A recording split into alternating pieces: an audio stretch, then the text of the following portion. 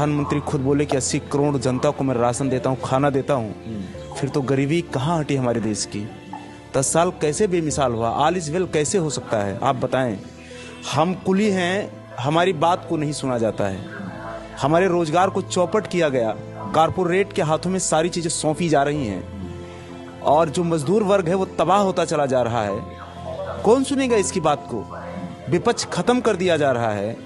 जो सवाल खड़ा करेगा उसकी सवाल को सुना नहीं जाता है। इसे ऑल इज वेल कहेंगे?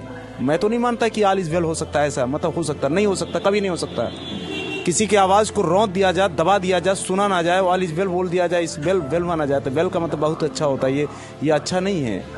ये देश का दुर्भाग्य है कि जिस देश का प्रधानमंत्री बोले कि मेरे देश के 80 करोड़ लोगों को मैं राशन देता हूँ, अगले 5 साल तक दूंगा। मतलब अभी तो आप गरीब हैं, लेकिन मेरी सरकार आएगी तो मैं आपको और गरीब बनाऊंगा। ये ऐलान करता हमारे देश का प्रधानमंत्री। ऐसा प्रधानमंत्री नहीं चाहिए। वो कहे कि मैं आपके लिए ऐसा कुछ बेहतर लाऊंगा इस देश के अंदर कि 5 साल के पहले आपको राशन लेना बंद कर देना पड़ेगा। आपको राशन की जरूरत नहीं पड़ेगी, आपको हमारे आगे हाथ फैलाने की जरूरत नहीं पड़ेगी। ये हमारे देश के प्रधानमंत्री को बोलना चाहिए। बल्कि ये नहीं बोलना चाहिए कि आने वाले 5 साल तक मैं आपको राशन दूंगा। ये नहीं बोलना चाहिए। ये गलत है तो गलत है। भाई साहब, मेरे घरों में बच्चे हैं, माँ है, बीबी है, बाप है, सबके लिए दवाई, पढ़ाई, सारी चीजें की जरूरत पड़ती है। 5 किलो राशन से मेरा सब कुछ पूरा नहीं हो रहा है। मेरा बच्चा कैसे फॉलो करेगा बताइए? मैं अपने बच्चे को रोटी नहीं दे पा रहा हूँ, मैं अपने परिवार के लिए खुराक नहीं दे पा रहा हूँ, और आप मेरे बच्चे वही कंपटीशन उसी तरीके से करा रहे हैं। और आप ये कहते हैं कि आपका बच्चा पढ़ने में ठीक नहीं है। जो पढ़ने में ठीक है बच्चे, उनको लिया जा रहा है। अरे आप व्यवस्था तो तय कीजिए।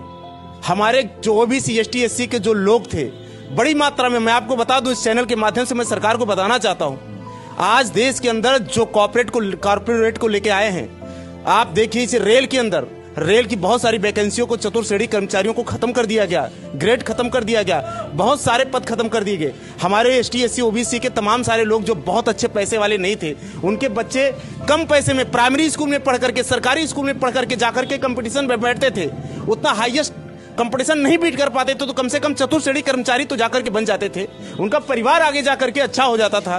वो अपने बच्चे को पढ़ा करके आईएएस बना लेते थे। लेकिन आपने ये इस व्यवस्था को चौपट कर दिया, खत्म कर दिया, सत्यानाश कर दिया, देश का सब कुछ बर्बाद कर दिया। और आज आप एक चपरासी, एक रिक्शे वाले के बच्चे, एक मुची के बच्चे को, एक कुली के बच्चे को और एक आईएएस के बच्चे को, सबके बच्चों को एक साथ कंपटीशन में बैठा दे रहे हैं। कहां से मेरा बच्चा पास होगा? यानी परीक्षा की व्यवस्था एक और पढ़ाने की व्यवस्था अलग अलग। ये कारपोरेट का सिस्टम है। कारपोरेट नोट कमा रहा है और गरीब को और गरीब बना दिया जा रहा है। इनके पास रोजगार नहीं है कि ये कहीं जाकर के रोजगार कर रहे हैं। बाहर मार्केट में चले जाइए, आपको 5,000 रुपए का काम नहीं मिलेगा।